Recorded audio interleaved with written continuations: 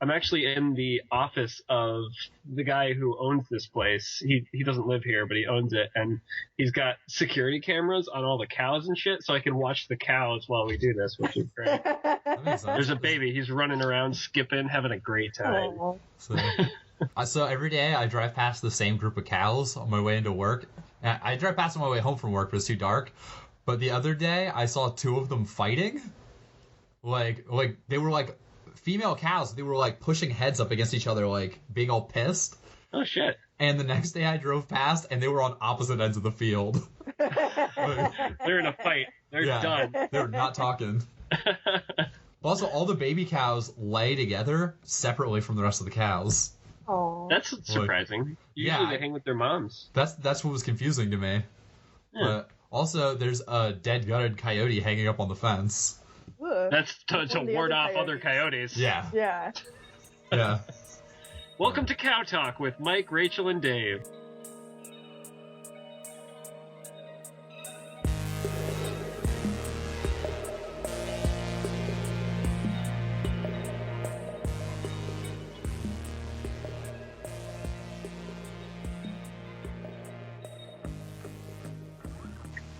So, you're listening to The Ink Pit, something that is supposed to be a weekly podcast about comics and zines, and it's not sometimes because of a problem we're going to talk about today. But I'm Mike King, and I do a comic at pleasekeepwarm.com. I'm joined today by my friends Dave. Oh, hi, I'm Dave Mercier. I make Mercworks. What's your website? Oh, it's mercworks.net, mercworks.net. My name's Rachel Dukes. I'm a cartoonist.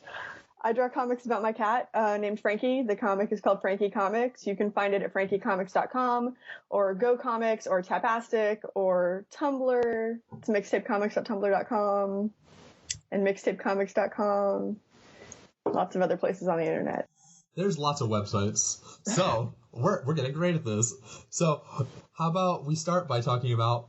Well, okay, so today we're talking about why there hasn't been an ink pit for the last week or two. Why hasn't there been an ink pit, Mike? Because my hard drive failed. And so we're going to talk about backing up files, and Dave is going to explain to me how to do that, because I was setting up 2 500-page books, and now I have to reset up 2 500-page books. A pretty good point in case as to why you should back up your files. Yeah. So we'll talk about that, and then we're also going to talk about the fact that as of 3 days ago, we're all going to MoCCA, probably? Yeah. In New York City. And if anyone wants to come say hi or bring me a Diet Dr. Pepper, that would be greatly appreciated. So, let's talk about the problem. What happened to your hard drive, Mike? One day, I tried to start my computer, and it decided it didn't want to start, and there were clicking and beepings. And I looked it up, and the hard drive failed, so I have none of those files. Clicking is not great. No. So, there's a thing that everyone's always telling me is you should back up your files, and I was like, I don't need to do that. I build my own computers. It's never failed on me. And it failed on me. It's worth noting that hard drives are the most finicky piece of hardware, especially if you're using the old school ones. The SSDs are a little more reliable, but any moving hardware is prone to failure. Oh, this was built off of old crappy Lenovo parts. Like, it was going to fail. Yeah. I, at one point, fixed the motherboard of this computer by putting it in the oven. Like, it's resourceful. Yeah. Well, I think there's, like, a weird solder issue with these old ones, where putting it in the oven resets it, but that's not interesting. I've heard that about some video cards too. Well, what do you think you could have done to have prevented this horrible tragedy? Well, so luckily, all of my scan files are on my external hard drive, and a lot of my older book files. But sadly, I was in the middle of about like a 2-week period where I was pretty much spending all of my time setting up these big books that I need to get set up and sent to the printer before MoCCA, which is way too soon now, but it'll happen. So, how do you back up your files? This is something I should have asked somebody years ago. Well, and Rachel and I talked about this. It's good to have an external hard drive with a copy of everything that you can't afford to lose.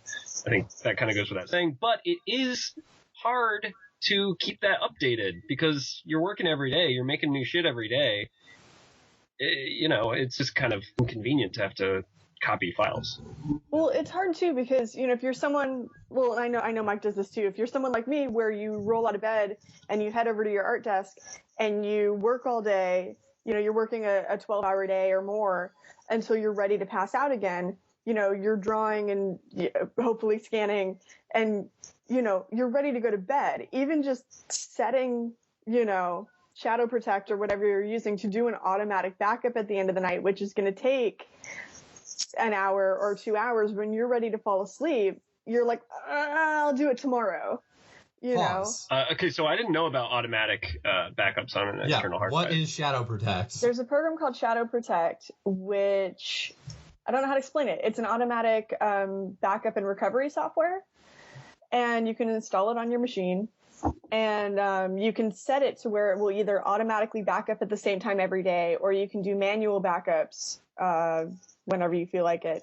And you can do full backups, which I guess is recommended, or you can do incremental backups where it only backs up whatever has changed.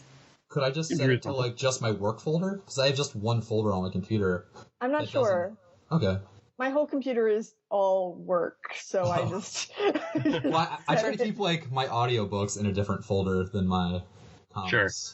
And so I didn't lose anything because all of the pages that I had just scanned in for are on paper. And this is something we're absolutely not going to talk about right now, but I am now drawing digitally mostly, which is kind of screwed up. But now, if I lose my hard drive when I draw digitally and it's not backed up, that is gone.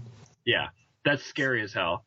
So I actually started using Dropbox years ago, and it was not because I was afraid of losing files at all, because I'm irresponsible. It was because I work on both a laptop and a desktop, and whenever you make a change to a file in your Dropbox folder, it automatically updates on the Dropbox to the cloud and to whatever other computer you have Dropbox synced to. So it was convenient for me to switching between a desktop and a laptop to have Dropbox going. So say I have a Manga Studio file that I'm working on. If I hit save and it's in the Dropbox file, or I'm working off a file that's in my Dropbox file, are there any latency issues? It takes a second to upload, but that's it. Okay. And the Manga Studio files in particular are very small. Manga Studio updates instantly for me. Photoshop files, a little bit more time. Oh. Can I ask you guys a technical question? Mm-hmm. No. So you can only ask me. You were just explaining where you're working off of a folder that's saved in your Dropbox, or you're working off a file that's saved in your Dropbox folder. I remember being at CCS, the Center for Cartoon Studies, and they told us not to work off of files when they were on the external hard drive because something about file size. I think that's an older problem with older USB transfer things. But that wouldn't happen with the Dropbox. I don't think that's an issue anymore because I don't think that's an issue. The problem with working off the external hard drive anymore, I think that had to do with the speed of old USB drives. Okay. And now it's super fast, I think. I could be totally wrong. I do want to mention, yeah. I sometimes have problems with Photoshop where I don't know what the process is for saving files for Photoshop, but I've had it happen that I save a file and it fails for some reason. The save actually fails. And then this happened to me recently. The save failed and I was like, oh, whatever. I didn't really change anything. Close Photoshop, restarted my computer because something was going wrong with it. The file was gone. Photoshop deleted the file. And I was like, fuck, I was working on this comic for hours, right? This is what's beautiful about Dropbox. It keeps 3 copies of every file that you save. The 3 latest ones, so I just went to the Dropbox website and downloaded it again. You can't see my face. Huh? You can't see my face on the podcast, but my face just lit up. My inner, worried about everything, person was just like, oh, I'm not scared anymore. It's crazy how many times I have gotten bailed out of dumb situations by that. And if you're working digitally, that's invaluable.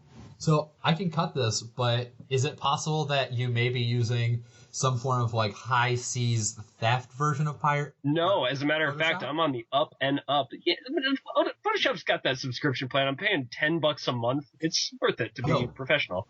Everyone was pissed about that. This is the first time in history I could legitimately afford to use Photoshop without stealing it. Yeah, everybody. With a subscription plan. Like, I'm sorry you can't own it now, but like, I have never been able to afford buying Photoshop in my entire life. I've always stolen it, and now Photoshop is actually getting my money. Yeah. I feel great about it. Between that and Manga Studio, which is $60, it's really not very expensive to be a cartoonist. I think Manga Studio is $200 now. The previous version, Manga Studio 4, if you got the kind without like the special materials and stuff, which I don't use anyway, was only $60. So, yeah, I don't know if that's still the case. But I want to talk about one other thing. I have experience with one other backup service because I went totally broke for a little while there, as I tend to do, and I couldn't afford to renew my Dropbox subscription. So I still had I was still paying for the full Photoshop, the whole Creative Suite, and with that you get a very like a Dropbox-like service built in, right? And it's totally free. However, I cannot recommend enough not using that service because similarly to my issues with Photoshop just deleting my file, I had issues with that service deleting files. Like if they didn't exist between computers, like it was just like really poor stuff. And I actually lost a lot of data using that, and enough so that I immediately, like, even though I couldn't afford it, got my Dropbox subscription back. So I can't recommend that enough. See, is it something that could be useful as like a third save? Like, I'm so scared of digital files. Like, I'm suddenly realizing one of the reasons I've been such an advocate of keeping things on paper is because digital stuff is like magic to me. Yeah. Well, you could set your pieces of paper on fire, just as easily. So I actually feel a little safer. The thing is, I have my filing cabinet with my originals next to a window, so if there's a problem, I can throw that through a window. If the flames haven't engulfed you yet, anyway. I mean, I'll go back in, and I might grab my cats, but I'm getting this thing out. Sure. My cats are smart. They'll get out. Well, as far as using that as a third backup option, I wouldn't keep the files that you're actively using in that folder if you want to use the Photoshop one or the Adobe one. Just in my experience, don't work inside of that folder. Could it be like a once a week do an extra backup to their situation? Yeah. I think the main takeaway is anything that you can afford to lose, have it in two places. And if you have a service that just automatically does that for you, that's awesome. Well, looks like I'm using the Dropbox now. They should be paying us. Yeah. How much is what's the cost on that? Because it's so cheap. It's like $99 for a terabyte or something. $99 for how long? For a year. Yeah. Okay. And there's a free version, I think, that's like quite a few gigabytes as well. Is there like a monthly plan, or do you have to buy a year's worth? It's month. It can be monthly because I'm paying monthly right now for the terabyte, and it's working really well. Nice. Yeah. I can't recommend that enough. I've been using it for years, and I've had really good experiences. As somebody that also bounces back and forth between, a desktop computer and a laptop, it is incredibly useful. It is so, so useful. Just, especially right now, I was talking to Mike before we started recording about how my laptop is too old and my desktop computer is unreliable. So I'm actually bouncing between 4 computers because I have a loaner laptop and a loaner desktop. I'm in a ridiculous situation right now. But given that I'm doing that, having the Dropbox to just be able to pick up files on whichever computer I need them on for whatever I'm about to do is fantastic. Yeah, it saves a lot of time, and you don't have to worry about like getting the wrong version of the wrong file or whatever. It's cool. Cool. So do you still use an external hard drive, Dave? I kind of do. I don't know. I throw stuff onto it every now. The way I see it is, I do have everything in the cloud. I have everything on my laptop. I also have everything on my desktop. So I have it in 3 places. Like if something gets deleted from my Dropbox, I'm worried about it. Like I could just start my computer up without internet or something and make sure that I save that file. That's a weird hypothetical. Nothing like that has ever even come close to happening. But yeah, I don't know. I still back up to externals every now and then. I have an external. So I would say that topic is pretty much talked about. Nailed it. Does anybody have anything else? I'm good. Cool. So do you guys want to talk? Okay, so you guys want to talk about the next thing? I'm so pumped. I am so excited. This is okay. So a few days ago, how did this happen? How did I figure out I was going to MoCCA? Because apparently I should have already known, but I didn't know until like 2 days ago. Did you not know? You knew last November. We had talked about it in November because I was applying for the table, and I have other buddies, Andy Warner and Avi Ehrlich from Silver Sprocket, who I will table with at conventions.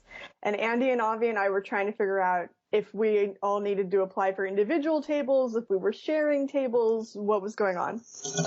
And I said, well, you know, Mike King and I always table together at MoCCA. Let me double check to see if he is attending with me next year.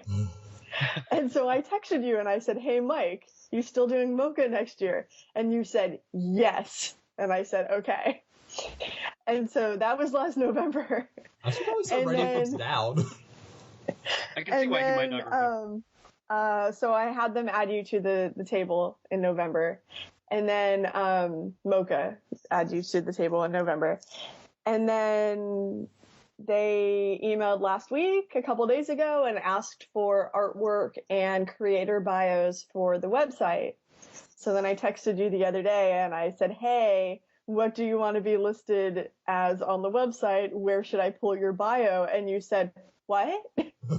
I'm going to MoCCA? When is MoCCA? This sounds right. And then we discussed it, and then we all decided we were all going to MoCCA at the end. Yeah, I actually applied independent of you guys. Me and Jason Poland, who does Robbie and Bobby, applied, but we didn't get in this year. Can we have him on? What? Can we have him on a podcast?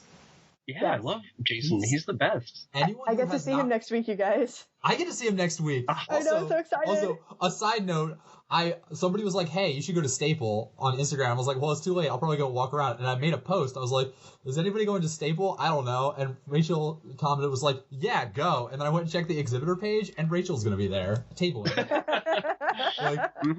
People ask me like about like how I do conventions and how I plan it. I'm just like, I don't know. I know Rachel. Yeah, so we should talk about conventions in general, because I have had a hard time with it. I'm not responsible. You have to pay attention to dates and email people and have money for tables. It's the worst. It's honestly like... I have a great business plan for you, like a way to deal with this. Okay. No Rachel Dukes. Okay, that's what I was hoping you would say. I already do that. I don't know any of these things either. Halfway there. Yeah. Am I supposed to talk about conventions now? You're both looking at me. How do you do this and sort this information out? I don't know, man. Okay, so I've been doing comics for a little bit over a decade now, and I've been doing conventions since 2003. But it kind of happened by accident. Like, I'm from San Diego, where San Diego Comic-Con, also known as Comic-Con International, lives. And I was like 14 and someone was like, oh, Naoka Takushi from Sailor Moon is at Comic-Con. And I went, what's Comic-Con? I make comics. What's Comic-Con? And I started going as an attendee. And then when I was like 17 or 18, I was like, oh, well, I want to have a table here. And like, I didn't have any concept that Comic-Con was a huge international convention. I was like, this is my local comic convention. I'm a nerd. Like, I just had no idea that this was the show, right? So 17-year-old Rachel went, I make a webcomic. I make mini comics because I work at Kinko's. This is the thing I can go and table at. And I applied. and I applied to have a table out in small press. And I applied for a pro badge because at the time the application was like 4 pages long and didn't really distinguish that pro badges and the table were separate. And, so I applied for a table and I was waitlisted. But then like 2 weeks before the show, they called me because email didn't exist in the early 2000s and they said, hey, Rachel, you got a table. And I went, oh crap, what am I going to have at the show? I have nothing.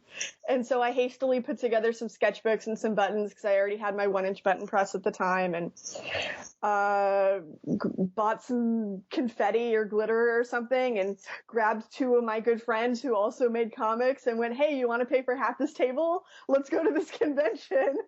That's amazing. And we all went and tabled at Comic-Con. Like, I threw confetti out on the table and threw some buttons out on the table that I was basically giving away, and a sketchbook that I was definitely giving away.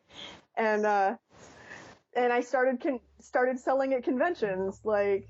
So for newcomers, would you recommend the confetti move? No, I would not, actually. It doesn't work. In retrospect, okay. I would not at all.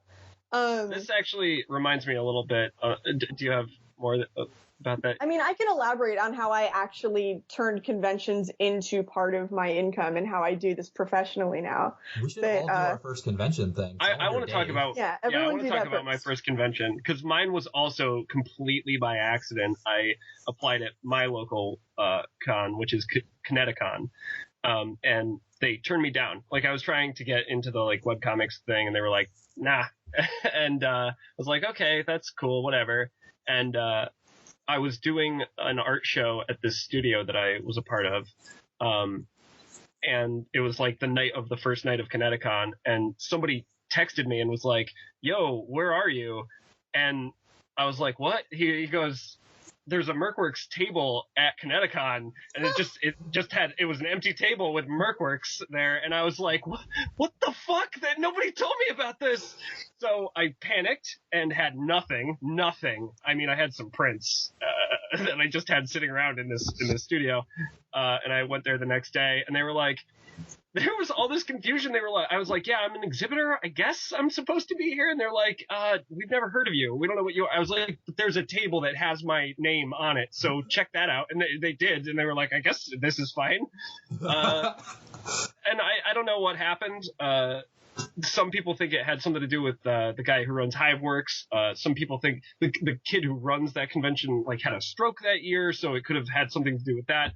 No one knows why, but that was my first convention, and I liked it. Can I just say, the idea of an empty table that just says Mercworks above it seems like a performance art piece you would do. Yeah, actually, it would make me a lot of money, unfortunately. Makes sense. I don't know how well Connecticut conventions do, so it might be worth it anyway. I do okay. I think it's because I'm local. People love me there. I've done it. I think once or twice since then, and had great success. Yeah. So, what was yours? Was my first one MoCCA? Yeah, I think so. Okay, so I believe what happened was I was minding my own business drawing comics one day, and then I had this friend named Rachel Dukes, I think, who was probably like, hey, do you want to do a convention? Is that what happened? Yeah, I think so. I think, I don't know exactly how it happened. I think, like, I was in this situation where I've tabled at MoCCA for a couple of years now, and I think just, leading up to me going to CCS and these past couple of years since then, I can't really afford to have a whole table by myself anymore. And so I think I was like, oh, well, I was accepted for MoCCA, but I can't afford this table, and Mike and I hang out a lot and draw comics together and stuff. I should just ask Mike if he wants to come table and pay for half this table. And then you did, and you came and sold out of all your books and then ran away and disappeared. I have never not sold out of all my books at MoCCA. I know, it's amazing. That is my best convention. It's the only convention I do well at, and I love it. MoCCA loves us. Huh? How many books do you bring? As many as I can afford to print before I go out. Like, okay. It's usually a reasonable stack, and I do give some away for free. But I sell out early enough that I should probably stop giving away for free to like when I meet like a new CCS person, or like if a really young person comes up with a mini, I'm going to give them everything on the table. If there's like some 15-year-old kid who's like, will you trade? I'm like, yes, have $50 in books. I'm a goddamn miser. I'm all business. I was for a long, long time, for like a number of years. And then I realized it was actually like affecting me making friends. Just saying no to trades, like people were not okay with me, and so I started designating certain books that I can afford to trade up to a certain quantity at each show. But there's certainly stuff like the newest Frankie book, which is 24 pages and like cost me a lot to do. Like I can't trade that.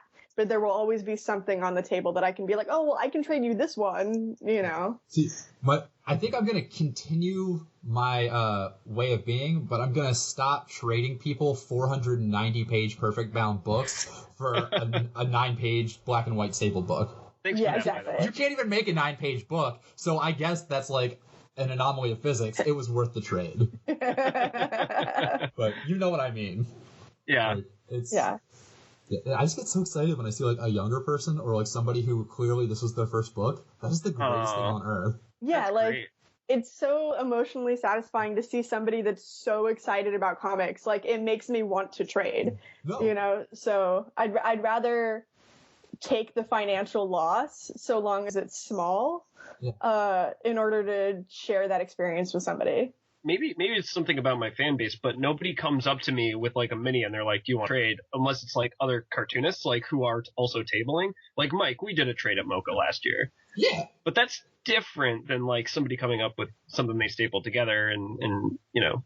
But Well, I think it's your work is very like professional and polished, whereas like Mike and I are like, you know, we're human beings and we're kind of flawed, and look at this silly mini that I made, and like it's different, it's more accessible than somebody that's like, I'm a professional. I don't know. Also, I would say our Like it makes us more approachable. Our audiences are, for lack of a better term, far more punk rock. Like, Yeah. that's true. That's definitely true. I think per capita, I probably have, like, my fan base is probably, I have the most face tattoos in my fan base of any cartoonist I know. There's a bunch, and it's sweet. I think a lot of my audience is like art students, which is flattering. Art students can have face tattoos. They don't have any money. They don't have any money is the problem. Neither do my fans. It's okay. Okay, No one cool. has any money. At least you're getting trades. Yeah. I'm definitely gonna hold back on what I'm giving away. So Rachel before brought up the fact that I had good price points, and I was like, what is a price point? Even though I do know what price points is, I just didn't remember what my price points were. So how do we feel about price points? What's important about that? What does that mean to somebody who doesn't know? Well, we had this conversation before the second time that we tabled at MoCCA about how it's important to have a variety of prices on the table so anybody can walk up and buy something.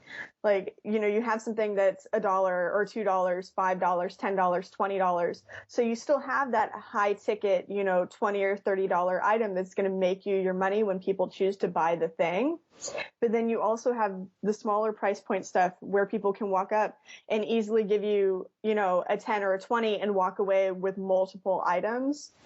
And it's sort of like a gateway drug where, like, if they're not really sure that you want to buy the thing, you know, like this person's stuff is kind of okay, they can give you $2 and walk away with a comic to decide whether or not they want to come back and give you $20 or $30 for the big item.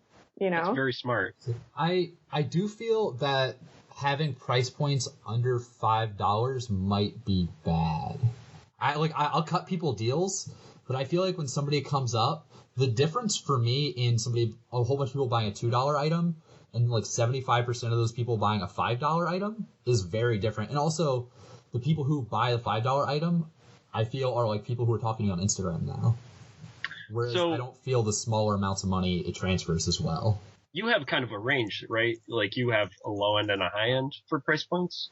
I used to. I'm figuring that out now with this MoCCA because in theory the only books I have are 2 500-page-ish books. And I need to develop another item that's cheaper because I don't want to be that guy who only has $20 books on his table, which is still too cheap for those books. But like I need charge what they're worth, man. Yeah. I'll charge what they're worth that people can afford. You know what I mean?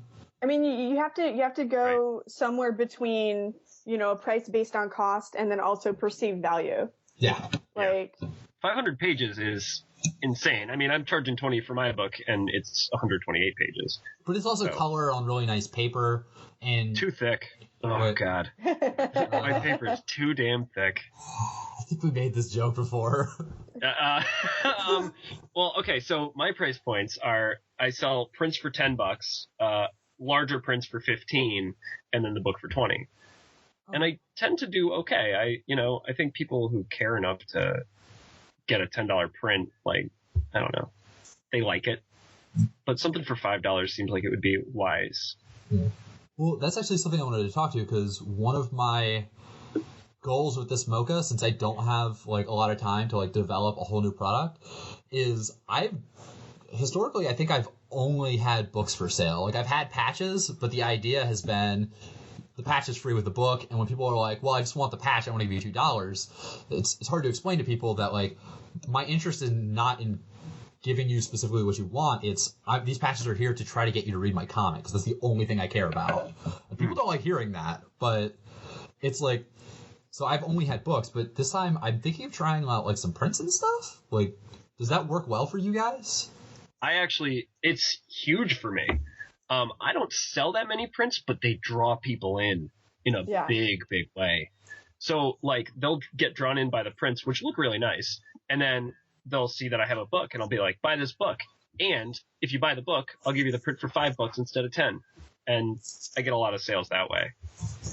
Actually, that's a nice way to think about prints, as like sort of like an advertising banner that is a little like more subtle. Yeah. Like, and it's your product. It's right there. It's like people can just walk up. They don't need to open the book or be drawn in by the cover of it. They can see the content right there. It's pretty powerful. How do you feel about prints, Rachel? I saw you shaking your head a little bit.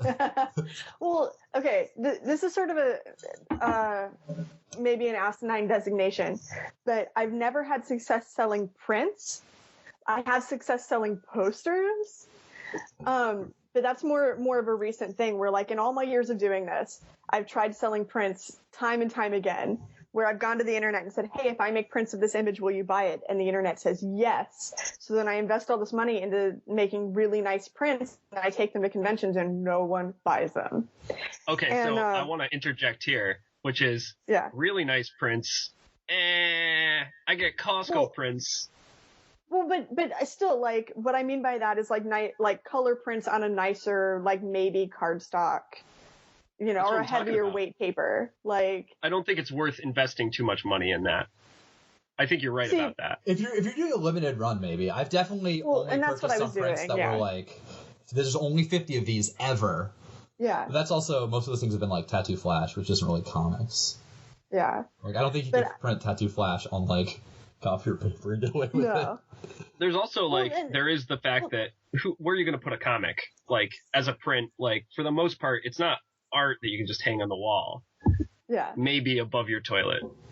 I'm like, I don't know, man. My apartment is covered in framed comic pages, but maybe there's a reason for that. Yeah. I don't know if that's as broad, like it's good for people like us, but I don't know. People at conventions, yeah, maybe. I don't know. But I found more recently, like, I did those 2 pieces of like Frankie themed like pseudo flash with Keep It Up Tough Stuff and Goodbye to Sleep. And those images really hit with people for some reason. So I made posters of those, and those are both a draw to get people to come over to the table, which they're really, really effective with. But they also sell really well. But that's the very first time that I've ever really had that happen in all the years that I've done this, where something that I printed that was not a book, that was not a shirt, actually brought people over and sold well. So here's a little yesterday I turned my phone off at work and sat down and brainstormed about this, and I think I have an idea that I don't know if I want to share, but I'm going to anyway. But so, you know how people come up to your table and they look at your stuff and they're just like, well, I guess, like, this is cool, but do you have like a card?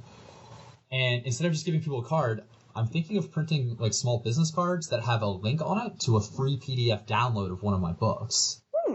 Like, because I want people to read my books. Like, in the end of the day, like, I don't care if we live in a crazy post-apocalyptic communist society where like money doesn't exist. I'm still going to be drawing comics because I want to draw them and I want people to read them.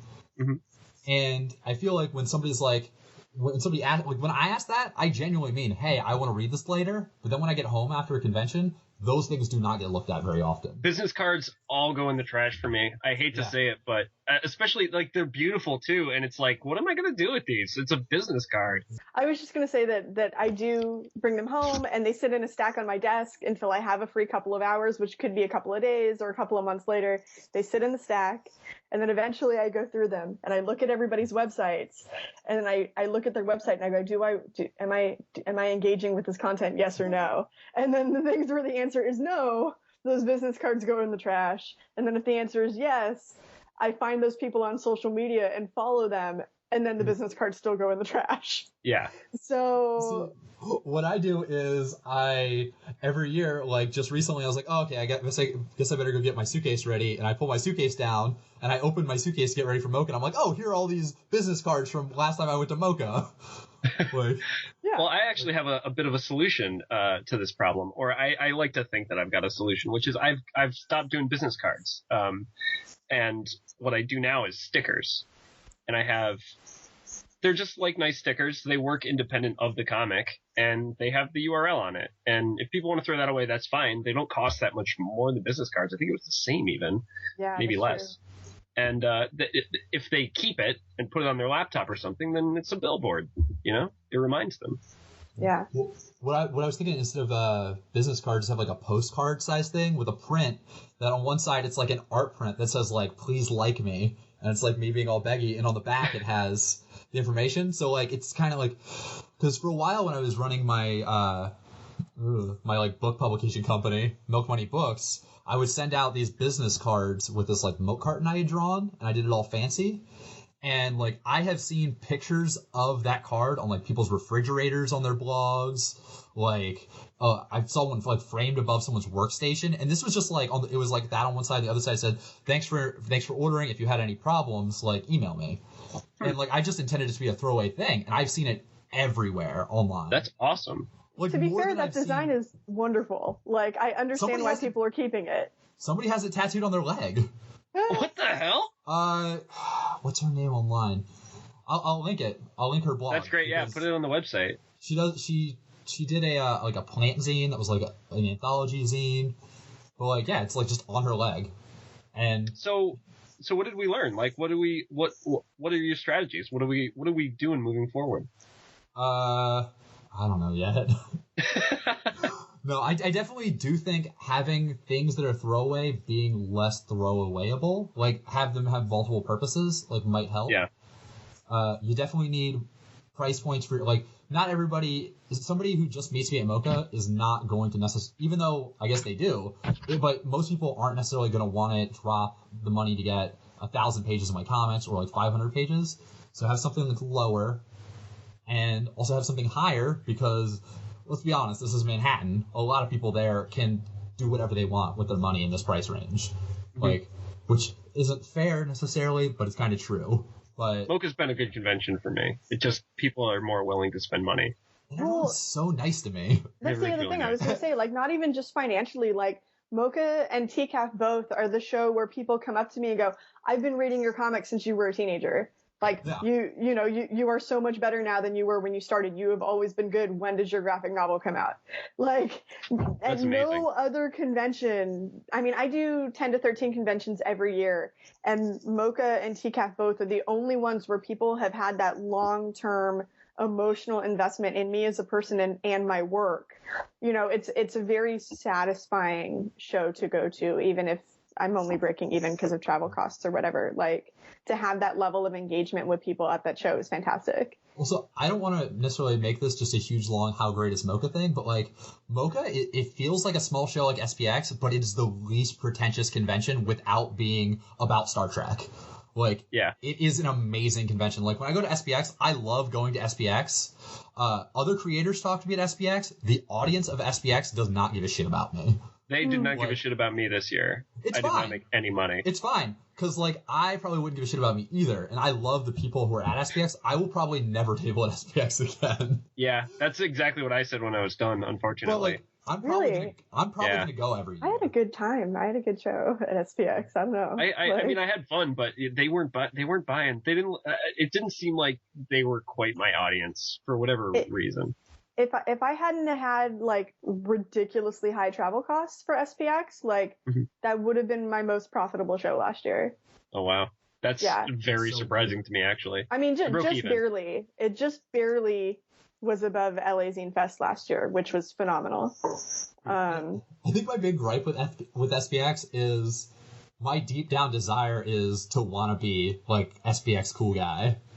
Like, none of us can ever achieve that, Mike. You got to let that one go. I know. But, yeah, I don't know. Like, I just that's what I read. Like, I don't read webcomics. Like, I read like staple things that were made in somebody's like local Kinko's.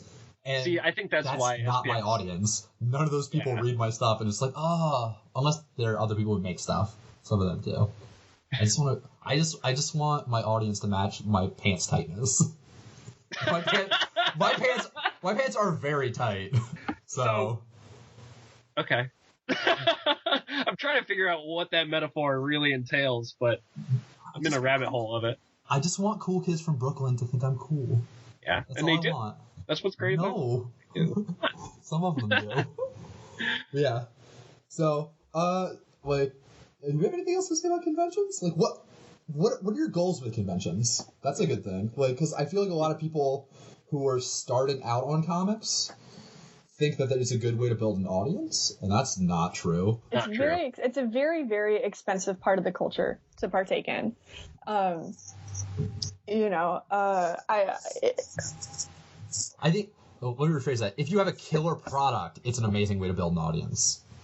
Yeah. You have something that you can put on the table, but you never start out. I mean, it's very, very rare that anyone waits until they have a killer product to start tabling at conventions. Yeah. You know, most people are so excited to get a table at conventions, they are still very green when they start. Like, that's the, you know. There are a surprising number of really talented cartoonists that I know of that have never tabled at a convention, and I'm like, they have the audience and they should be doing it. So I've seen the opposite too. Actually, I might not know what I'm talking about, because I would say 80% of my biggest fans are people who got my Teen Wizard books and patches at that first MoCCA I did. Really? Like, invariably, when I get a nice message from somebody, there's like a really statistically good chance it's one of those people.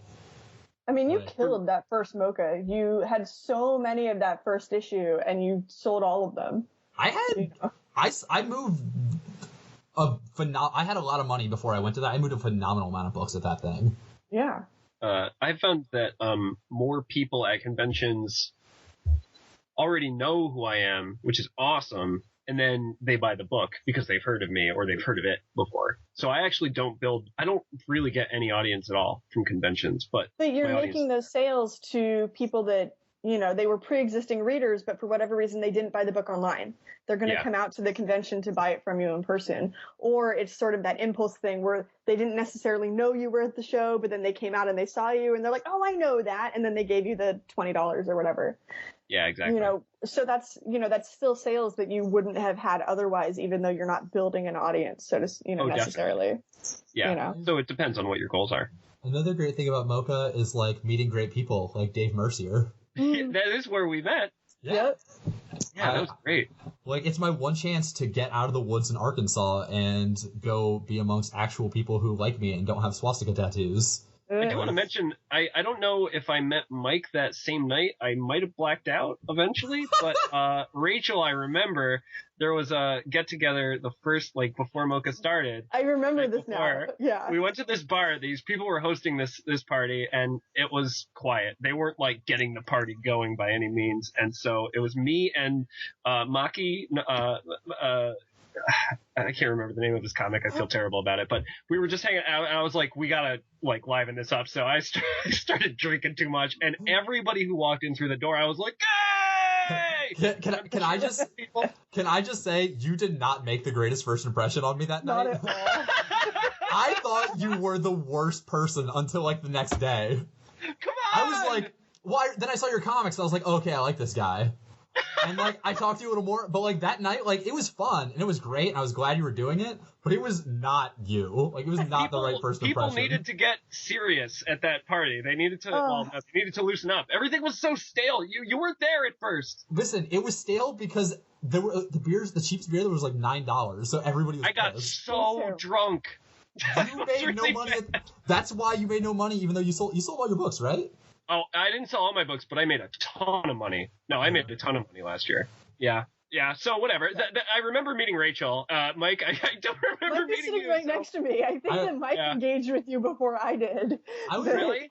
I was feeling really awkward because I was wearing a flannel with a patch I made on the back for the spotting deer, and Michael DeForge was right behind me, and I felt like a fucking asshole. Michael DeForge was there? Oh my god! The other table was like 6 people who are those cool guys I'm talking about, who I just want to like me. And like, I'm over now, but I felt so dumb. I don't know why. I should have just been like, hey, I love your comics, but, you know, anxiety issues. And meanwhile, I'm just yelling at all these famous cartoonists who are better than me. There was maybe 20 people in that room, and I would say there was several people who had been nominated for, like, pretty cool awards. Like, it was really low-key, but there was a lot of pretty cool people there. My ignorance is palpable. Oh, and you kept yelling at those Swedish people. I can't remember them. I don't remember There were Swedish people, and when I left... They were so upset. They were so upset. You don't understand. When I was leaving MoCCA, I was talking to them, and I apologized. I was like, I'm sorry about this guy. No, I kind of remember the Swedish people. I was interested in them, wasn't I? No. You were asking them a lot of questions, and You were interested in the same way that when somebody asks you what you do at Starbucks, and you're like, oh, I draw comics, and they start asking really stupid questions because they don't really care. Shit. It felt like that. So I forget exactly what he asked, but at one point you asked them something that was moderately offensive, and they were kind of like, ugh. And you're like, well, was that offensive? I'm asking because, and then you elaborated. All right, so I'm gonna drink less this month. I mean, that's how you met us. I'm sure. Yeah. I'm sure you're gonna follow up with them. Lucky that we're friends, I suppose. After this conversation. Yeah, no, I like you. All right. It takes a while, I guess. I didn't mean to drop that on you while we were recording the podcast. No. It's probably better I find out this way. But I was talking to those people for like a good 10 minutes while I was on my way out of the door, like in the front door of those giant, like cartoonishly large chamber halls. I was like talking to them about stuff, and then I was like, you sort of like came up. I was like, oh yeah, I don't know him. I didn't say I don't know you. Hey, as far as I was concerned, that night, by the end of the night, everybody was my bro. Everybody was my best friend, and I mean. Oh boy! By the end of the night, though, that was the thing. Like everyone that was, or half of the people that were sitting at our table anyway, like we're all friends by the end of the night. But I think everybody else at that whole party was just like, "Fuck this table!" Like, who are these kids? Like, you can say whatever you want. I don't remember a single person besides Dave. And also, beyond that, there? Other friends of Dave. Jason was there. Jason came eventually. Oh yeah, I remember that. I will take full credit for getting that party started, and I don't remember who was hosting that, but it was the I'm expecting a thank you. I'm expecting a thank you note. Oh, that was terrible. I'm happy it happened now. I'm not embarrassed. I don't care. No, you shouldn't be. No. You know, at SPX the year prior, I think, I got blackout drunk and hugged everyone. Like, everyone. So I think it was because I was so low. I think every year at SPX I've gotten drunk and something embarrassing has happened. So that's just the way it goes. I was relatively sober this last year. I was working. When I am in an awkward situation, I go either I get really introverted and awkward, or I go the most extroverted a person can possibly be. And also, if they're just drinks, the most drunk a person can be, and that's what happened. I didn't know anyone, but anyway, we're all friends now. What a great podcast. I like you guys. Do we have anything else to say? I mean, I have lots of things to say, but it's not relevant or important. But I do have to say, we've gotten much better at this. This is much more natural now. It feels good. Feel loose. What I'm trying to say is, if people want to keep them, they need to go back and download those last episodes, because I'm deleting them. No, keep them. I will, but I re-listened to them. I re-listened to them during my break, because all I had was my iPhone, and we were not very good at that. This is so to our listeners, we're sorry for the first few episodes. The first one was fairly good. The other two were rushed. But, thank you for your patience, everyone. Yeah. Should we wrap up? Did we do this? Yeah. We should wrap up. Who are you? Yeah. We'll keep it concise. I'm Dave Mercier. Thank you for listening. Rachel Dukes. Thanks for hanging out with us. I'm Mike King, and my website is www.pleasekeepwarm.com, all caps. Go to it. I love you. Oh, actually, and mercworks.net. Mercworks.net, also all caps. Rachel. Mixtapecomics.com, all caps. All lowercase. Okay, I love you. All right. Love you guys. I'll see you guys soon. Love you. I love you. Bye. Bye.